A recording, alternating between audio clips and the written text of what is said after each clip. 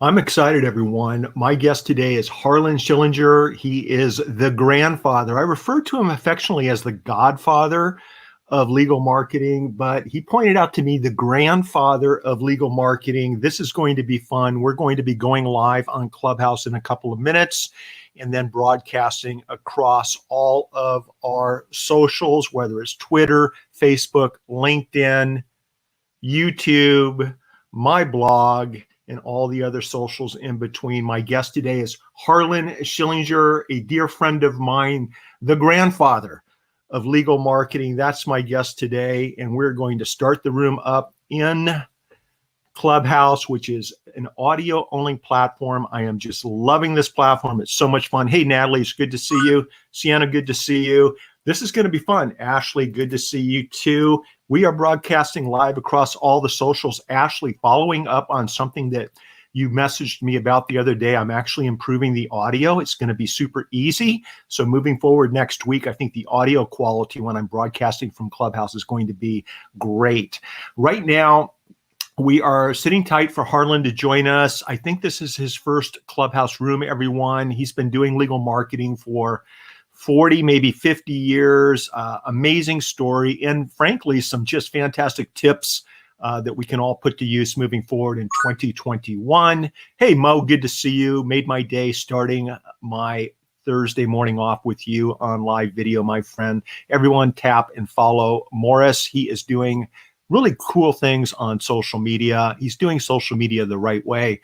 So we are broadcasting live audio to Twitter, LinkedIn, 3 or 4 different Facebook pages and groups, Twitter, my streaming.lawyer website, and over on Amazon Live, where I'm sharing a couple of products and books relating to social media marketing.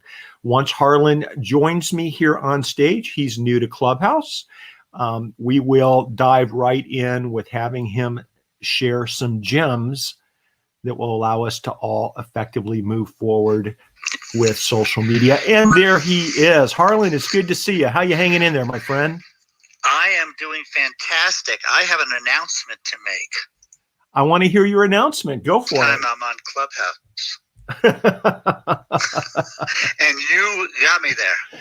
I saw you peeking around in my room with Brian Fanzo an hour and a half ago, and I was glad to see you in there to give you an idea of what Clubhouse is all about. Well, I wanted to be prepared. You know, I got some big shoes to fill with you, and you know, I also really, you know, get a lot out of you know, what you have to say. I am a huge follower of yours. Well, you know that, and you've taught me a lot. Well, but the pressure's on you today. I don't have to do too much today other than ask the right questions and definitely invite everybody up here on stage to ask you questions. But we are broadcasting, Harlan. First of all, let me get your express permission to go ahead and may I record you during today's room? Of course. Okay. I trust you implicitly. Well, thank you, sir. And right back at you. And normally you don't have to do that on Clubhouse, but according to the terms of service, if you're recording speakers, which I'm not really doing here on Clubhouse, I'm kind of playing it safe. We are broadcasting to all the socials, and it is going to be recorded when we're done. And the beautiful thing about that is once we're done, if anyone in the audience wants to listen to this again, if they have a friend who may benefit from what you share with us today, it's just a click away. And so that's why I'm playing around with this new technology. I think it's going to be fun.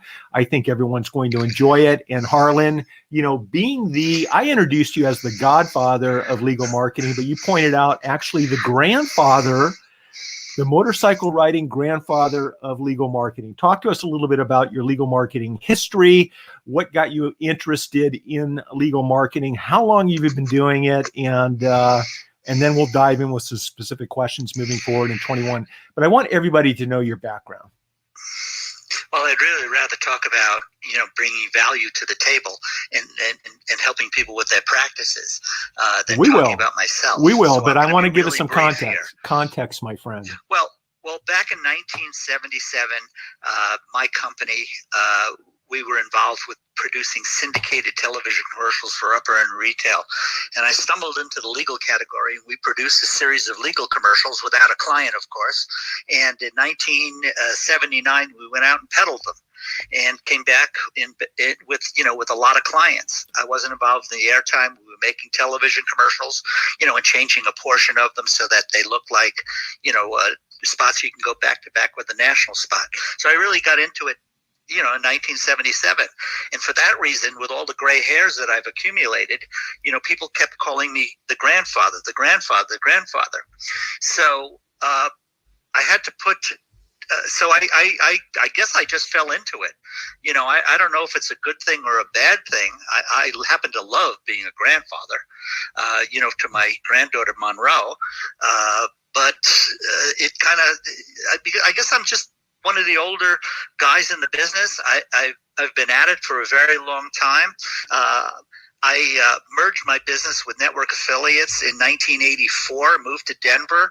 We took Network to a whole nother level. And 5 years ago, I retired, from the agency. I don't know if I quit or I retired. I'm certainly not retired, but, I moved on to some other things. Some private consulting. I started the National Trial Lawyers, very involved with the trial school with Rich Newsom and, a group of us, building that. And so over the years, I've tried to give back to the industry. I built the agency based on giving more than taking, and it seemed to work out pretty good. That's the short version. That is the short version. I'm sorry. We're already getting a lot of questions through direct messages from Amazon Live, from Facebook, and from Twitter, Harlan. So I'm queuing them up. I'm writing them down. I want to make sure we answer everyone's questions. But we have Harlan Schillinger here today, you guys, the grandfather of legal marketing. I want to encourage live and active Q&A. If you guys want to come up, say hi to Harlan. I know you have some friends in the audience. Definitely just raise your hand. We'll bring you up on stage in just a couple of minutes.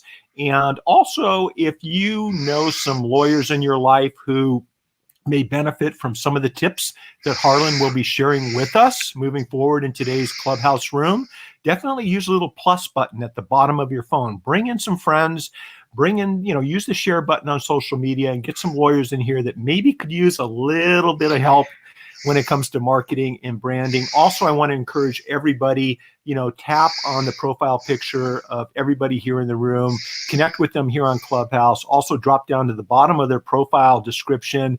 And for those of us that have our Instagram and Twitter accounts connected, let's continue the conversations in the DMs over there, because generally when Clubhouse is done, the room evaporates into thin air. In this case, Harlan, you're in on a little secret here. We're being recorded on the other platforms, and so people can come back and get to the content that they want to take notes on, they want to get up to speed on, and everything else in between. So Harlan, let's talk about legal marketing. Let's talk about the difference between promoting ourselves with promoting solutions, with being boring as opposed to adding value, with creating content that nobody looks at, with creating content that everybody in the world wants to share with their brother, their neighbor, and their best friend. Talk to us a little bit what you've observed over the years, on those issues and what we need to focus on moving forward. Well, truthfully, I have really taken a different approach than most in legal advertising. Before I retired from my agency, we were in about 96 markets a year or so before I left, which is a pretty big footprint. And I think what I'd like to talk about is what not to do more than what to do, because I think in 45 years you accumulated an awful lot of scars and bruises and bumps along the way, and I think that's how we've all learned. But the one thing that I've always stuck to, and I've stuck to this since the very, very beginning, because I understood the value of the case, which is paramount, especially right now in these times, and where I believe lawyers, marketing, and law practices are going, is that I'm adamant about talking to the public the way you would a jury. And the reason I say that is when you talk to a jury, you have to be likable. You have to be credible. And you're not asking for $5, you're asking for $5 million. So if you can stick to those principles, you've got a better shot at getting a better case. Just because you say, I take serious cases, I want the big case. Every lawyer I've ever met in my life wants the big case. They want the motorcycle case or the trucking case or whatever the case is, but they want the big case. But the big question is, over the years, you have to figure out, well, how do I get those cases? And that's not that tricky. The reason people don't pursue it that way is because I believe that most lawyers follow other lawyers. If this guy does it, this lady does it, I'll do it that way. And so I've seen a lot of sheep in the business. And primarily the industry, and most industries, are always copying what they think is the leader. But I think that there's another way to take a look at it. I was on the phone with a friend of mine, and he says, well, they're chasing No, it wasn't on the phone. I went to go get a haircut, and my barber cut several different people's hair in the Arizona market, and they're big television people. And he said, well, this guy is chasing after that guy, and I said, well, it's kind of interesting. I'm not sure he should be chasing that guy, because that guy's intake is, although he takes in a lot of cases, maybe 500, 600 cases a month, they're very low value because that's what they're asking for. And I said, you probably should tell him not to chase that guy, but to chase the case, to chase, the type of case that you really want. Don't look at what somebody else is really doing, because there's always another side to the story on what other people are doing. And so that's how I look at things. And I've looked at things that way for many, many years. So then the question is, okay, well, how do you do it? That's the $1 million question. But listen, Harlan, you mentioned something. I'm sorry. I was actually, we're getting a lot of questions on social media. I was actually thinking about something you just said. And at about 5 years into my practice, Harlan, I moved here from Tucson, Arizona to Southern California, tried to do what all the other lawyers in town were doing. And after 5 years, I wasn't standing out. It wasn't working, right? And I was doing exactly what you are saying not to do. As soon as I gave myself permission to be different, to share pictures from the motocross track, to share pictures from down on the beach, and this is before social media and video and YouTube, so it wasn't that easy to share pictures, but going down to the courthouse and pulling out our phones and our cameras, and just sharing all this stuff, it allowed me to kind of build out my own brand, gave myself permission to be unique, show who I am as a human being. I'm glad you started off today's conversation about that. But also, just because you've also taught me that. Well, Mitch, let's talk real here. What I have followed from you is how to be real on social media. I mean, that's the biggest thing that I've gotten out of you. And you explain exactly how to do it. Most people don't do it. So you can talk till you're blue in the face, and you just they're saying, I'll do it when I get home tomorrow. But no, right. Being real, you're a great example of what we're talking about. I'm not patronizing, the conversation or, telling you how great you are. I'm telling you that I have learned and I have applied what you have taught, and my clients have prospered from it, because what you have done is you've made yourself real and approachable. Now, isn't that what you want to do with a jury? Absolutely. Otherwise, you're wasting your time. You're wasting your client's time, and you've wasted 3 years of your life getting the case ready for trial. Just let me point out in the audience, just looking down, you guys, Mo Lilienthal down there, Mo's doing the same thing. I am so damn impressed with how he is sharing his stories, his why, his human side on social media. It makes me want to refer every single Alabama case, almost every single case, to Mo, because we have a few mutual friends in Alabama. But Harlan, what is it that prohibits lawyers from pulling back the curtain and sharing the human side of who they are and what they do and what they care about, what they're passionate about? What is it that's keeping us from doing that? Well, question. I am right in the middle of writing a new article for National Trial Lawyers, which I'm a senior publisher editor on, and it's titled "Don't Let Your Ego Stand in Front of Your Pocketbook." And I believe that what prevents people from doing it is a lot of their ego and a lot of what you don't know, because we're going to follow somebody else. I think your greatest asset is to be yourself, and so if you can say, I'm going to be real. You use Mo as an example. I follow Mo. I listen to him. I go to the Mo show. He's just so real. And that's what I was saying about you. But what prevents people from doing it is they always find an excuse not to do it, or they think they have to have the perfect answer, or they have to have the right tie on, to talk to an audience. But you just got to sit back and block out time, and you got to say, listen, this is who I am, and this is how I want to be perceived. And that's how you develop a brand. And Mo has a brand. You have a brand. I think that's what really prevents people from doing it. Honest to goodness, I think they put their ego in front of everything else.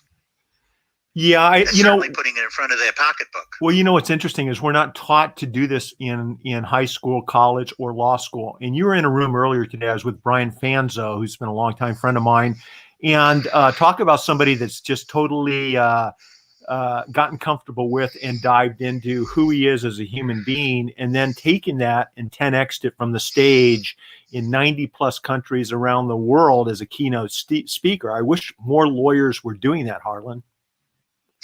Well, you used you used a term that's very, very important. Being comfortable in your own skin. If you're what makes a great trial lawyer is preparation. Understanding the case, putting hard work into it, but equally important, being comfortable in your own skin to present your case, because that's what brings out the reality of bring out yourself. I tell you, one of the things that people don't do again is they don't invest in themselves. They want to buy something. They want to buy an audience. I want to buy this. I want to pay for that. We see that on social media versus organic, reach and so on. But you can't buy you, and you have to invest in yourself and invest in your personality. I mean, even if you're a shy guy or a person, even if you're introverted, there's a way to you got to find your comfort zone, and you got to go for it. But being real is a hard job, to some people. Would you suggest that if someone's interested and comfortable with writing, maybe they should focus on creating, exemplary blog posts? If they're comfortable with audio, Clubhouse and podcast are a great way to share their voice, share their thoughts, share their secret sauce. Seth Price, who just joined us, the guru of SEO for lawyers. I mean, you can pop into rooms like this and actually add so much value without having to spend a lot of time getting ready, just because you know your stuff, right? If you like video, if you're comfortable with video, what a great way to connect with people and look people in the digital eyeballs. Brandy's down in the room, and she and I connected originally here on Clubhouse, but I've been following her on social media, and I feel like I know her really well now, Brandy. And it's like she leads, when you look at Brandy's profile, she doesn't lead with attorney. She leads with speaker, attorney, and strategist. And I just think personalizing who we are and what our interests are is so important. So I just want everybody here to know that we're getting comments on social media. We are broadcasting the audio portion of this to Twitter, LinkedIn, YouTube, 4 or 5 different Facebook groups, also over on Amazon Live.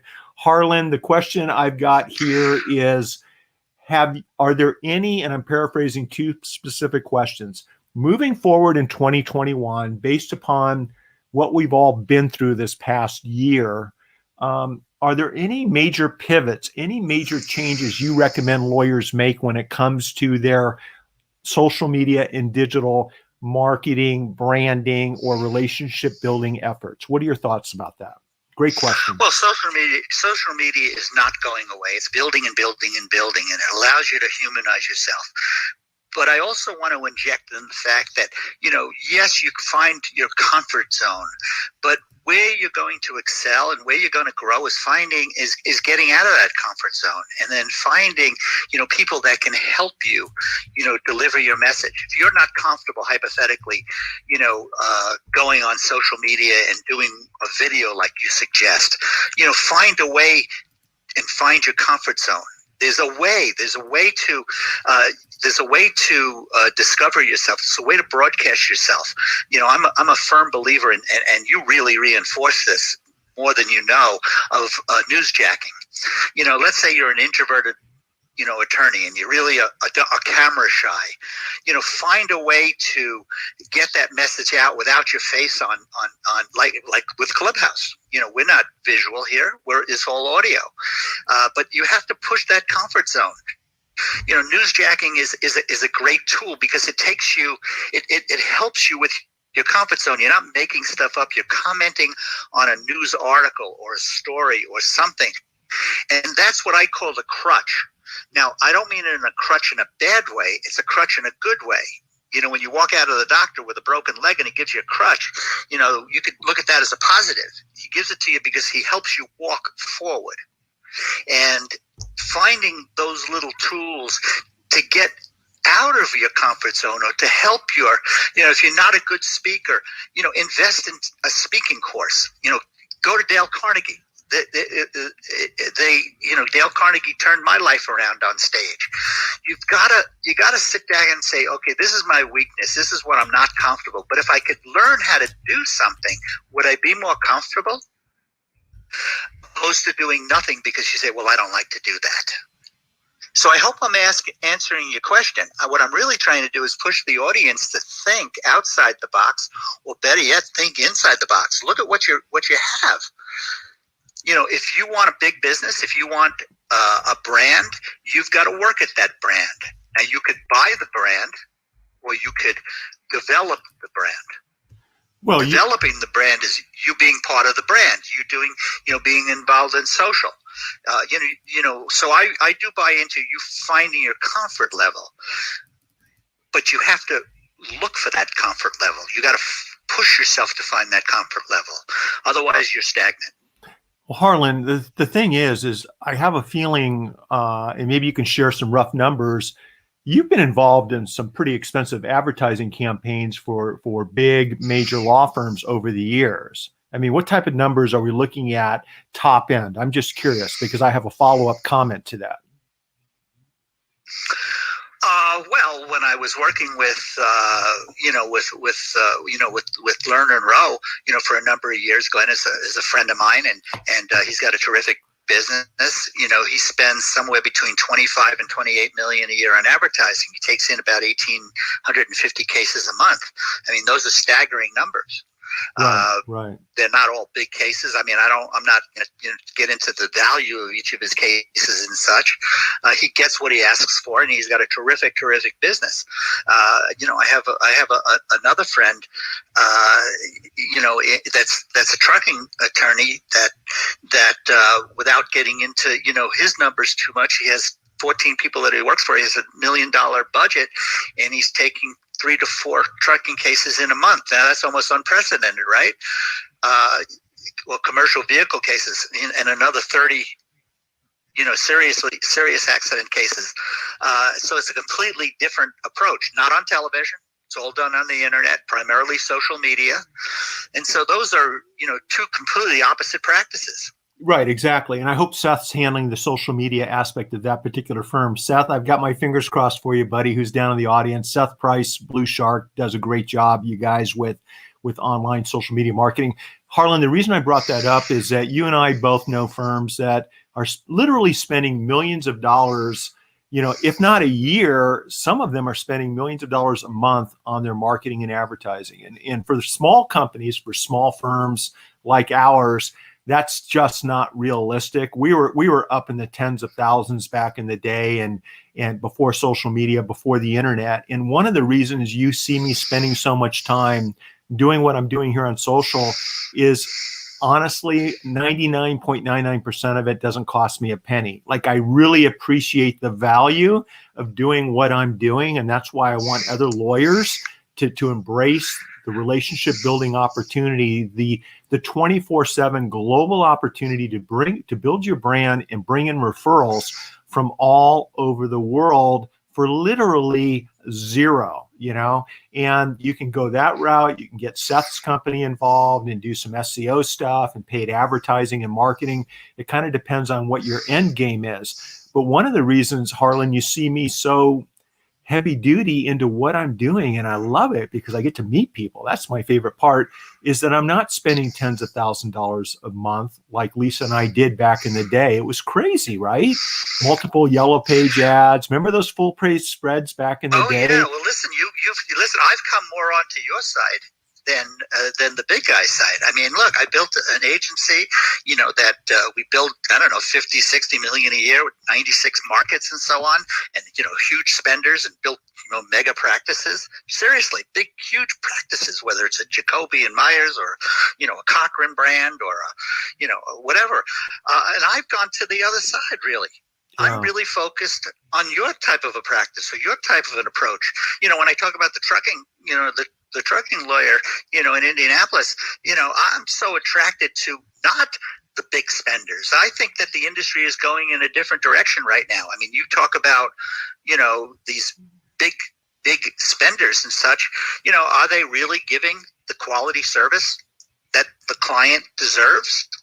Where is the industry going? Where is the business going? Truthfully, I really think that we are in a pivotal change. You talk about, what is the pivot? And I think that the public is demanding or requesting and wanting better representation. And the insurance company settling cases, with mills. So we are in a big shift. With legal services, the big guys cornered themselves in a market, with that's their brand. That's, brand is what people think of you when you're out of the room. And if we're targeting really quality, good business, it's still a relationship business. What you've done, Mitch, in my eyes, is that you've humanized yourself. And we all that follow you are eager to send you cases because you're, we can reach you. We know who you are. We feel comfortable with you. And I think that for the smaller operator, focus absolutely on the quality of the case you're asking for. And social media is by far one of the very, very, very best ways to do it. SEO is important. Having a solid digital approach is absolutely important. But personality is important. I'm not so turned on with television these days, and I don't buy into the fact that television isn't as strong as it is. There's more television watching now than ever. We're watching it differently, through Hulu and OTT and, and different outlets. But I'm so focused on getting a quality case. The quality of the case is the most important thing. I don't see the big brands going after that. I'll give you an example of what I'm talking about. Take a look at what Morgan is doing. I had a long conversation with Matt Morgan the other day, and I spoke to John last week. The reason, if you go look at their social, you look at Matt's social, what they're trying to do is they're trying to position themselves, and they're trying to pivot. And they're pivoting towards, we try cases. We will invest in your case. We will go to court. We got this settlement. We're working your case. They never talked that way before. Now, you can certainly do that on a small level. I love the small operator. Yeah, I think that last time I checked, 20% of new clients coming to our firm were with large nationally advertising firms where they weren't getting that personalization. They realized once they got involved that they were basically being represented by attorneys that were young, inexperienced, didn't know how the system worked, never tried a case. And they didn't want to be the test, the test dummy for that particular new associate. And it's interesting. Things have changed. I think since COVID-19, I think the consumer expectations have changed, Harlan. They're looking for a more personal relationship with whatever professional is representing them, whether it's a doctor, a lawyer, a CPA. I think that consumers are looking for lawyers who can communicate with them, whether it's on a Zoom, whether it's through text messages. I've often said this, Harlan, one of the most important questions we ask our clients once we're retained is, how would you like us to communicate with you? If it's an Instagram DM, Facebook Messenger, if it's Signal, if it's text, snail mail, whatever the client wants us to do, subject to state bar rules, we'll go out of our way to communicate with that client in that fashion because that's what they want. Go ahead. How many lawyers do you think ask that question? Well, I think very few, other than It's the a ones. tricky question. I know the answer. Yeah. So few lawyers ask that question because they answer the phone. They're so anxious to find out, do I have a case here, right? And that's where the compassion comes in. That's where, the relationship really starts to build. They take the phone number, they take the email address, and they assume that's how the client wants to be communicated with. Call time out. Interesting. And say, listen, I want to talk with you. How may I set you up with Zoom? Do you have FaceTime? And there's so few people that understand that. I've talked till I'm blue in the face about intake and conversion. You know that. I built Lead Docket. I'm obsessed with intake and conversion. I cannot tell you how many times I've asked that. I've suggested people ask that one question that you just hit on right there. It's my little secret to closing. It's my little secret, Harlan, to closing big cases. That I ask that open-ended question and I stop talking and I start listening. And then once they tell me, they show me their tell, right? As a poker player, once I get a feel for how they want to communicate, then of course, that's exactly what we can do. It's not an issue. And then guess what? But that's where the relationship begins. And that's where I believe we're headed. Look, the consumer, as you know, has never been more educated. They have more options. They can do homework in a heartbeat. Okay, so don't underestimate the consumer, but put a relationship together. And I think that's where the bigger operators are going they're not keeping up to the mindset of the consumer. Look, if somebody said to you, well, what's your business? To say, well, I'm a lawyer. You fix things. You right. You go after the bad guys. My dear friend Michael Berg, I'll never forget. Yeah, I'll never forget Michael Berg telling me years ago, and I said, Michael, how would you describe what you do? He says, I go after the bad guys. Yeah, exactly. We're hired. We hold wrongdoers accountable. Well, it's so resonated. But I do think that the way you build a practice from the ground up, if you're a small operator, and I'm not saying small, with a single lawyer or 5, understand that it's a relationship business and go back to service. We're in a service business. And I think that's the way you build a practice. And I think you build it through the internet. You have to have a solid digital approach. You have to have a solid site. I'm sure that my digital friends will say you have to have strong SEO, and that's where you begin. But this social media thing isn't going away. It's stronger than ever, and we're all beginners at it. We're in the year 2000, like with the internet. It started all in 1996, and then 2000 was scratching our head. And that's where I believe social media is. We're on the tip of it.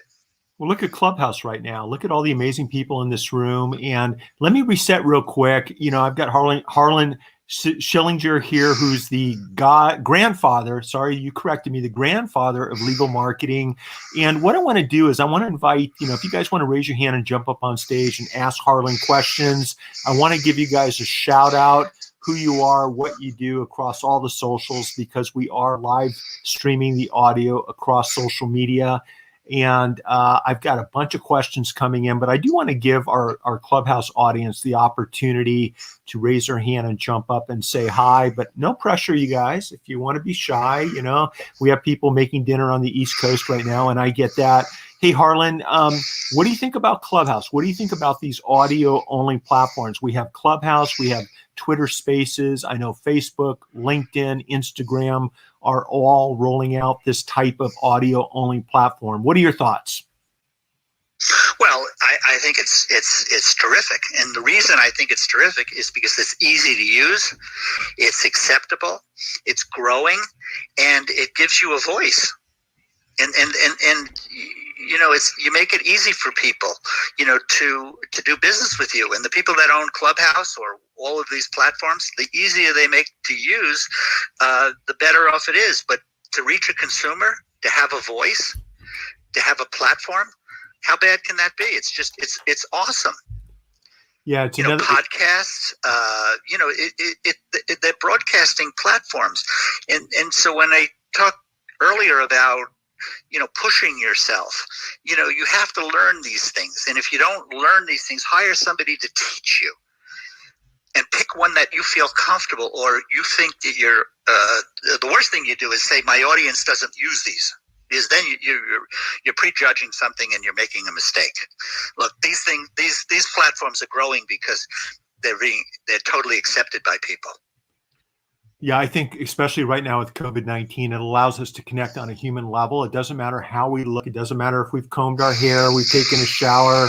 We can be involved in these conversations. And I think that's so valuable. It's so meaningful. I think one of the things that Brian Fanzo, AKA Fanzo, here on Clubhouse was talking about earlier today on my show was it's allowing us to make those much needed connections that we've all been yearning, through this upside down COVID-19 world.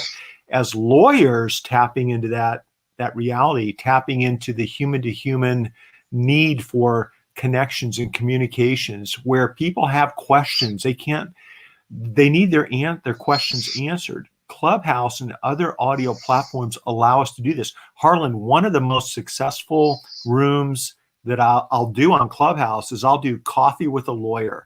And it's not scheduled. I don't have this thing planned, but if I wake up and I've got a little bounce in my step, I'm feeling a little sassy, I add a cup of coffee to that so the caffeine jumps in, I'll jump on Clubhouse, I'll set up a room, coffee with a lawyer. I will have 50 to 100 people in there engaging, telling stories, asking their legal questions. You know what else they do? They talk to me about what's happening in the news. Hey, Mitch, what do you think about that trial? Hey, Mitch, what do you think about that case we're hearing about? What do you think about that privacy issue with Facebook? These are all legal things that I don't really emphasize or specialize in, but I can certainly get them going at the 30,000 foot level. They're comfortable because they're now talking with a lawyer who gets them going in the right direction. For me, an hour of my time, a couple of cups of coffee, it puts a smile on my face. That's the type of relationship building / marketing that I really, really enjoy doing. And it hasn't been available up until the last couple of years, since these platforms have rolled out. What I think is one of the most interesting things is all of these platforms, all of these opportunities give you an opportunity to have a relationship with people. Look at Facebook. I mean, look at any of these social media places. All of a sudden you make friends. I really enjoy social media. I'm very careful at what I do, what I say, and how I say it, because I don't want to look stupid. I stay away from politics and controversial things because I just don't want to get sucked into that. But boy, it sure does give you a good voice. You're absolutely right. I mean, there's so many things. I'm just thinking about, well, what if a lawyer was to invite all of their clients, to a Clubhouse meeting, just talk about what's going on in Los Angeles or what's going on. People are starving for information. That's what the internet is built on. It is built on getting information quickly. And so, Mitch, there's a reason that I really pay attention to you. And not because you're such a good-looking guy and you're a great lawyer. You really have educated so many people. And what you have proven to me is how easy it is to do. Honest to goodness, I'm not patronizing you here. You show me how and show all these people how easy it is to do what you do. That's what you're really saying to us. Well, it's easy. It is easy. What's not easy, it's easier to be in the gym than to get to the gym. What's hard is getting to the gym. Once you're there, it's a lot easier to do what you want to do. That's the analogy that I'm trying to associate. It's getting off of our keisters and doing something. It is. It's taking action. But listen, you enjoy riding motorcycles. I grew up riding and racing motocross for 38 years, and I still like getting out every now and then and doing laps on the track. Talk to us a little bit about the similarities, between learning how to ride a bike and building out your practice, building out your brand, building out a marketing plan for your business. It's very similar, and it's one gear, one lap, one twist of the throttle at a time, right? It's interesting that I've never actually been asked this question in 45 years of doing this. I love it. What is the book that we all read when we were kids? How to Motorcycle Maintenance. It's like the Zen. It's the Zen of motorcycle. Zen of motorcycle maintenance. It wasn't anything about really motorcycles. It was about, maintaining the bike, getting on the bike, understanding the bike, always honing your skills, always paying attention, in life. And riding a motorcycle is very similar to anything else. We do secondhand, but we do intentionally get on a motorcycle, and we absolutely know this could be our last day. So you have to wear the right gear. You have to be prepared. You have to be sharp. And I guess that equates to how you have to run your business. You get up every day and you guys say, okay, what am I going to do today? Am I going to do the exact same thing? It's like this whole conversation about, getting people to do social media, getting out of that box. You have to pay attention. And on a motorcycle, you have to pay so much attention. It's ridiculous. I mean, you're always looking at your mirror. You are very vigilant. When I ride a motorcycle, and I used to ride a lot more than I do now, and I'm involved in a motorcycle group called the Hamsters. It's the most prestigious club in the world for custom bikes. And I live up in South Dakota half the year, home of Sturgis. You have to get on that motorcycle and you can say, I have to deal with the enemy today. The enemy is the car that doesn't see you. So if you're not vigilant, but if you're not running your practice in a vigilant way, I guess that's the same thing, right? Yeah, it's the difference between when we pull up to the tracks, we usually try to get a feel for who's out on the actual track. Do we have novices? Do we have experts out there getting ready for the next weekend race? You do a couple of slow laps. We call it rolling the track. You get a feel for where the whoops are, where the jumps are, where the ruts are. And then you open it up and do your thing. I think the practice of law, I think marketing, Harlan, maybe we need to collaborate on a book or a podcast together, but I think it's very similar. You want to get a feel for the lay of the land, what's happening on that particular day, because the layout of the track yesterday is going to be different than what it is tomorrow. And the people that are on the track that you're racing against yesterday are different than today and tomorrow. And I think the same thing applies to legal marketing. When we're in a room like this, we have different personalities. Catherine, Brandy, we have Guy, we have Mo, Ashley. The personalities here are different than maybe any presentation we'll be giving at Clubhouse tomorrow. And I think you have to have a situational awareness of that. And when you combine that with how you can share your personality on social media, like you've been kind enough to talk to us about today, when you're able to make it about adding value as opposed to about you and me. In other words, we're trying to add value here. I've invited, people up to the stage more than once. We want to answer your questions.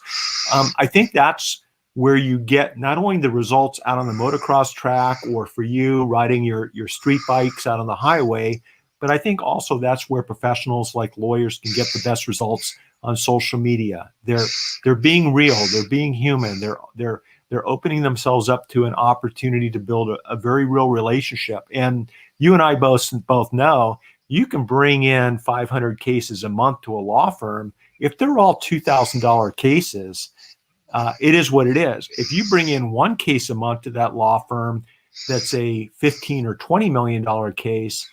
For me, that's where my attention is each and every month, right? I want that one big case so that I can enjoy a quality of life as opposed to having to deal with 500 new cases each and every month. That's just the way I roll. It lets me have a personal life. I agree right? with that. Yeah. I agree, and that's where I was headed with that, and that was what I was describing by looking at the value. When you walk into a courtroom, and when you look at the jury on Monday, you're right. It's a different conversation on Tuesday. You do want some consistency. I guess what we're both saying is that you have to know what the landscape looks like, and you're absolutely right. When you get on that bike, on a street bike, you look down, you look at the pavement, you look at the conditions. So you know what's ahead of you. And I think that's what you're describing getting on the track, if I'm not mistaken. It's the same thing as with advertising. You do have to know the landscape. You have to know what your options are. As much as I don't want to look at the competitor next to me, you got to know what the audience is and what is the landscape, as we say, or how do we read the room? Yeah, and that's very important. Whether you're a single operator or anything, you don't walk into something cold, and you don't want to go to a party and be misdressed. Read the room, and look, if you do show up in a party and you're dressed differently from everyone else, and you walk in that front door and realize it, what you do is you own it and you sell it and you make it a positive situation. Harlan, with all the lawyers you've been around all your life, when we walk into a courtroom, oftentimes that witness, that juror, that piece of evidence, it's not what we thought it was going to be. And you can give up, throw your arms up in the air and say uncle and call it a day, or you wrap your arms around it and you own it and you turn it into a positive. The glass is half full. And what I've noticed on social media is the lawyers and professionals that put themselves out there, they press the damn button, which was my room with Brian Fanzo. They take the advice that Harlan has shared with, how many decades are we talking about, Harlan? 4 decades, 5 decades? I guess I've been in this business 44 years. Yeah, I mean, since the mid 70s. So when you listen to wisdom, and by the way, Harlan, the biggest challenge I have in my mastermind, I've got a global mastermind of lawyers from all over the world, you guys. It's legalminds.lawyer. So whether you're in Australia, Catherine, Brandy, whether you're in Texas, Mo, whether you're in Alabama, we talk about this stuff each week. And it comes down to, it's more than just knowing what you need to do, Harlan. It's about taking action. It's about executing, right? So what I want to do is wrap this room up with that most important factor. Talk to us about, what lawyers need to do to take that next step, to roll out a marketing campaign, to roll out their social media campaign, to do what they need to do to build their brand and get their message shared with the world. That's the biggest stumbling block I've seen with professionals in almost any profession, occupation, or industry. It's taking that next step, because this is not rocket science. Okay, this is giving yourself permission to do what you need to do. How do we get past that, Harlan? What have you noticed people doing to get past that? Well, one of the things is that you have to find good advice, and you have to surround yourselves with people that are smart. And that doesn't mean you listen to everybody that comes at you, and do your homework on who you're doing business with. But decide what you want and go after it. You get what you ask for in advertising. My mentor, Bill Meiskens, back in the 70s, was the executive creative director for J. Walter Thompson. He brought me into this business. He said, I'm going to teach you one thing. You get what you ask for. And so you have to understand what you're asking for. And then you use the tools, whether it's social or whether it's digital, to go after it. But you really have to surround yourselves with smart people. What I see very often is that people, and I'm not, I don't want this taken out of context, but they fall prey to really good salesmanship.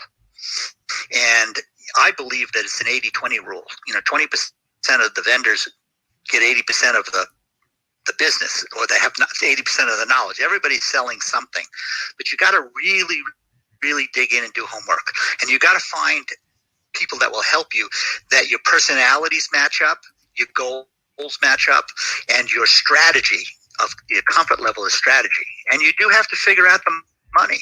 You got to figure out, how much money do I really have to spend? And I think that you walk into everything. You don't have to spend a lot of money. You have to spend, like you talked about before, nothing to be on social media.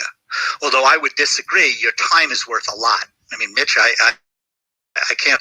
Your time is worth by the hour. So, it may not cost you anything to turn the switch on, but it costs you in time. But you have to invest in time. And I think one of the biggest things that people do is they work in their business and they're not working on their business. And I think you have to grasp that understanding that I'm going to work on my business, block out that time. And I think that's one of the things that prevents people from moving forward. They don't make the time. They don't manage the time. And they're not hungry enough to say, I'm not going to do anything but work on my business, on my marketing, on Thursdays between 10 and 12. And I think that's a very, very good beginning point. And it also reminds people, that are very well seasoned, that I've got to spend time working on my business and not in my business. And that's how you move forward. Yeah, that's so important. They don't teach you that in college or law school, Harlan. But let me say something for those people that are still here, critically important. I picked this up from Jay Abraham. I'd be curious, Harlan, to hear your thoughts on this. We need to start putting it on our websites, on our blogs. We need to stop saying we offer free consultations, everybody. There's a better way. And I started doing this 20 years ago, and it works really well. Every lawyer offers, especially a personal injury or wrongful death lawyer, product liability or lawyer, we offer free client consultations. There's a better way of doing that. Instead of offering a free consultation, which doesn't separate you from the herd, say something like, my hourly rate is $800 an hour. I offer I'm willing to discount 30 minutes of my time, give you $400 of my time to answer your questions. If you have questions, reach out to me, whether it's through Zoom, email, phone call, whatever it might be, and let me help you. I'm willing to set aside $400 of my time to answer your questions, get you going in the right direction, and make some positive recommendations. Harlan, what are your thoughts about that? Have you heard about that approach before? I've kind of heard about it. I'm not overly prepared to, give a recommendation on an alternative to free consultation. I agree with you. Everybody says it, and and it's hollow. And it's kind of interesting because the most asked question in a law firm, bar none, the most asked question, it's almost on every single call, is how much is it going to cost to hire you? Yep. The most advertised word, the advertised phrase in the history of law advertising is free consultation. And people don't tune in to a law firm unless they need them. So they're really not paying attention. But I do think, and I do support, there's got to be a better way. And what I'm really saying is if Phil asks how much is it to hire you, then the free consultation is simply not resonating. So you might have to find a different way to say it, and that I absolutely support. Yeah, I think it comes up during phone calls. Like we'll get a call, and I'll say something like, they'll say, "Well, do you offer a free consultation?" I'll say, "What we do is my hourly rate's $800 an hour, but I'll put $400 of my time aside, 30 minutes to answer your questions. Does that work for you?" And the client's like, "Yeah, thank you very much." They almost, they appreciate the fact that we're giving them our time that has a value to it. And I just think that little nuance makes all the difference in the world. The other thing I picked up from Abraham back in the, early 80s was cross-marketing. For example, if I knew a good and I want you to comment on this, Harlan, before we wrap up today's room, because this is one of the most powerful things we've ever done in our firm. For example, we'll get together with a real estate broker who's selling all the high-priced new homes in town. And I live in an area where there's a lot of high-priced new homes. And so people that are purchasing these homes are affluent. They have the money to do it. They also have the money to hire, and retain the highest priced lawyers in town. And so what we do is when they sell a home, we have them, and it's a letter that we've crafted on their behalf, so they don't have to put any time or effort into it, but they send the new home purchaser a letter welcoming them to the community. Thank you for allowing us to be the broker on this home. By the way, if you ever have any estate planning needs, if you ever have any business formation needs, a firm that we represent, they're very ingrained in the community. They're active in the local Rotary Club. We know, like, and trust them. It's Jackson and Wilson, blah, blah, blah. It's been a great source of business for us. Back in day one, we're tapping into their client. I don't ever remember one instance where we had to sell ourselves to those clients because they were already sold on us when they reached out to us. And then what we do 6 months later, assuming I respect the broker, they're good at what they do, 6 months or 12 months later, we'll do the same type of letter to our client base. Now it's an email or a text message recommending a certain person, product, or service as a lawyer, because we know, like, and trust, what Harlan's bringing to the table as a marketer. It seems to work really, really well, but a lot of people have never thought about using that cross promotion technique. What are your thoughts on that? Well, how could I say anything but positive? And the reason I say that is that one of the backbones of my advertising is testimonials. Hearing how good you are from somebody else other than yourself. When somebody talks about themselves, you know where that goes.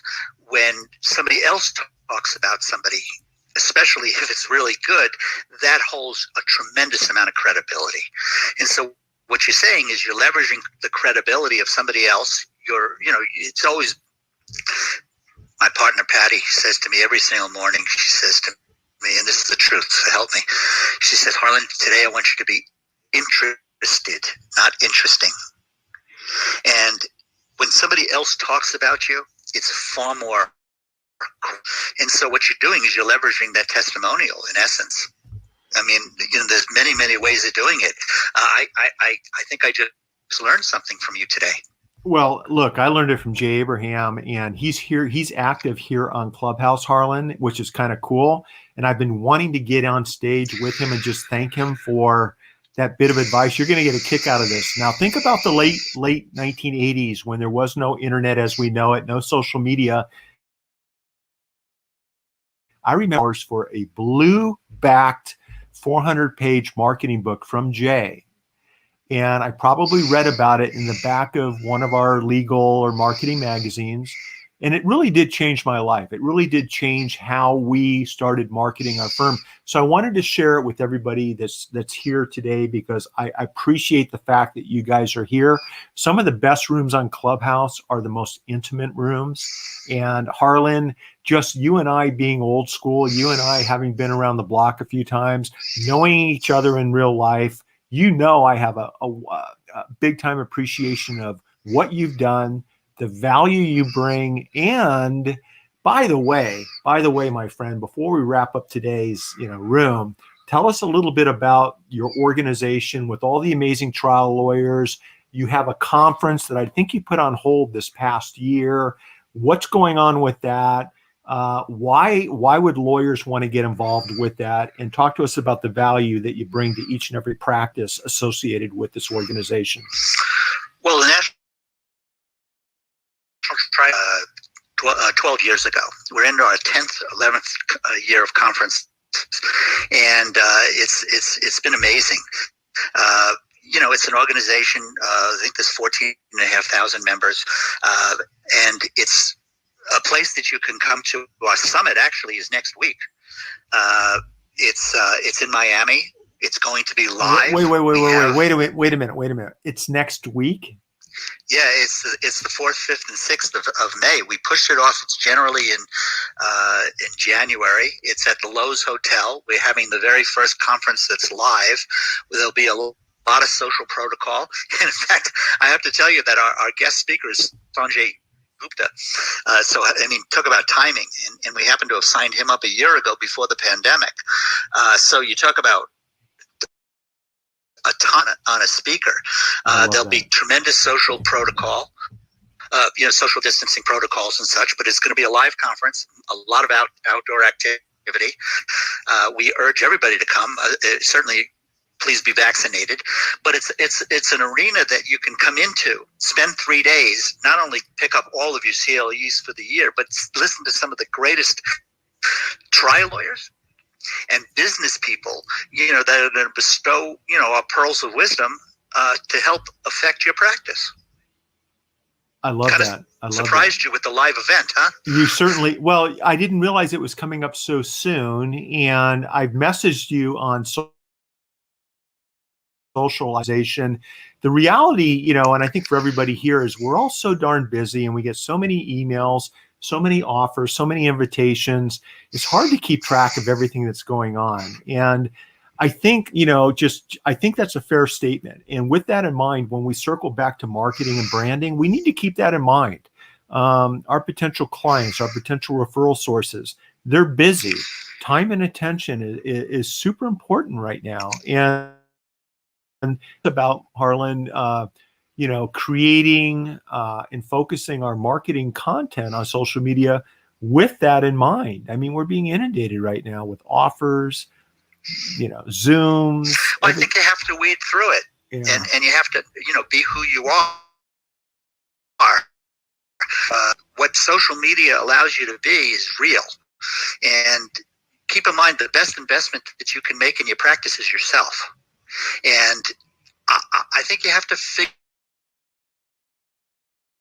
out how you go to law school. They spend an hour on business, and then you're thrown into the world, and you have to make a living in the market. You have to have a plan, and and probably the most important thing is time management. How am I going to manage all this? I mentioned about 10 minutes ago, block out Thursday morning between 10 and 12 o'clock to work on my marketing. I hope I'm answering the question.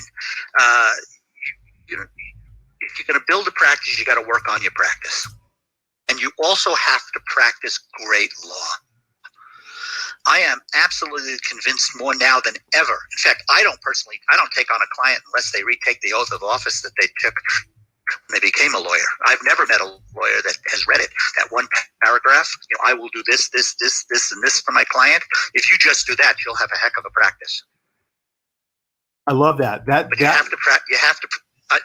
Did I ever tell you that? I don't take a client on unless I can record their intake calls, and they have some kind of a CRM that gives you complete accountability. And I don't care which one you use, and they have to retake their oath of office so that they know exactly who they're working for. They are working for the client.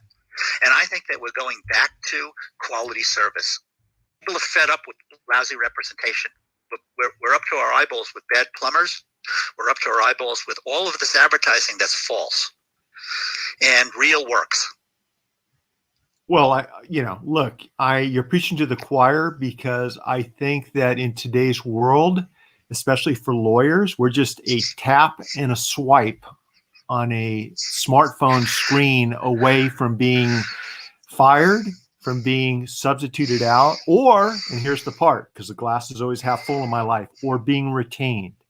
And I think it's critically important that everything we do is focused around creating an exemplary client experience. It's about communicating with the client in a way, whether it's Zoom, Facebook Live, FaceTime, text messages, email, personal courier or snail mail.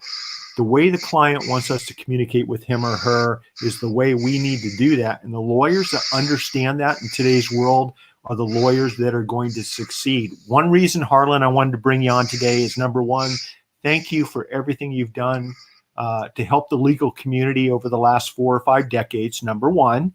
Number two, I want to wish you success conference next week. That sounds fantastic. And number three, I wanted to share your wisdom with our audience, not only here on Clubhouse, but on Twitter, LinkedIn, YouTube, Facebook pages, over on Amazon Live right now. Literally, this broadcast has gone out to tens of thousands of people. And for that, Harlan, I just wanted to say thank you. I know you've dropped some huge wisdom bombs and value bombs today. I know everybody here on Clubhouse appreciates it. And I can tell you from the replies and the DMs and the private messages that I'm getting and the public messages that I'm getting on the socials, everyone really enjoyed today's room. So Harlan, thanks for all that you've done.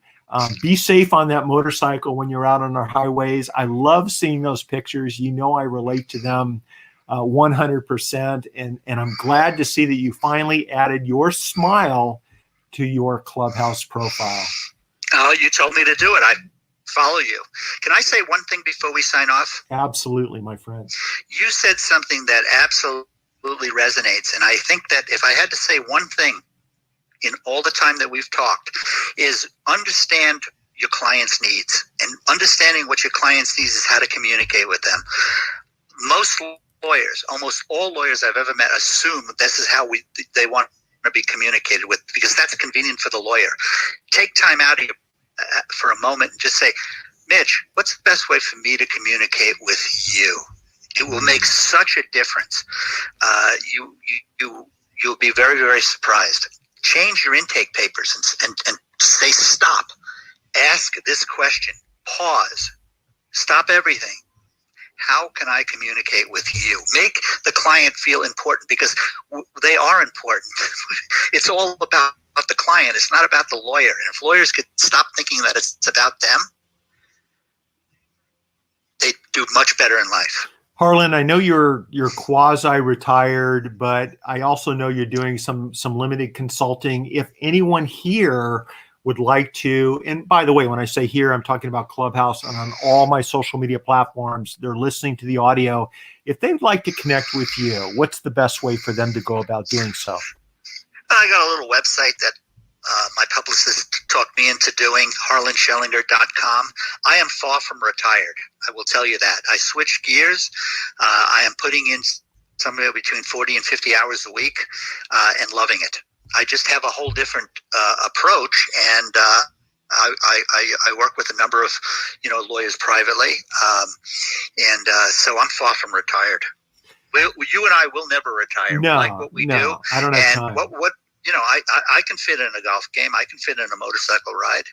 That makes two of us. I am too busy to retire. It's never going to happen. And Brandy, I noticed you have a new book out. I just messaged you privately on Instagram. I'd love to chat with you about your book and maybe do a room together here on Clubhouse. Harlan, I'm going to include your links on all the different social recorded audio posts of today's Clubhouse room. You know I'm a fan. You know I've always got your back. You know that you can sit behind me on a motorcycle any time of the day, my friend. I've only done that once when I broke down. Yeah. I'm just busting your chops a little bit. But listen, this on, and thank you for trusting me with grabbing you and throwing you up on Clubhouse tonight. This has been so much fun. Good luck next week. And if anyone has follow-up questions, definitely tap Harlan's profile picture, connect with him on social media, connect with him on Clubhouse, or reach out to me via DM, and I'll put you in touch with Harlan and we'll make it happen. Listen, this has been another interview brought to you by the Marketing and Social Media for Lawyers Club here on Clubhouse. We not only talk about those things, but we talk about everything else that's interesting. And that's what makes social media fun. Nobody can tell Harlan or yours truly what we talk about, what we're going to think about, or what we're going to say. And that's what keeps life interesting. On behalf of Harlan and everyone here, you guys, thanks for joining us today. Enjoy the journey and never stop making each day your masterpiece. Thank you, Harlan. Appreciate it. Thank you. All right. Bye-bye, everybody. Bless.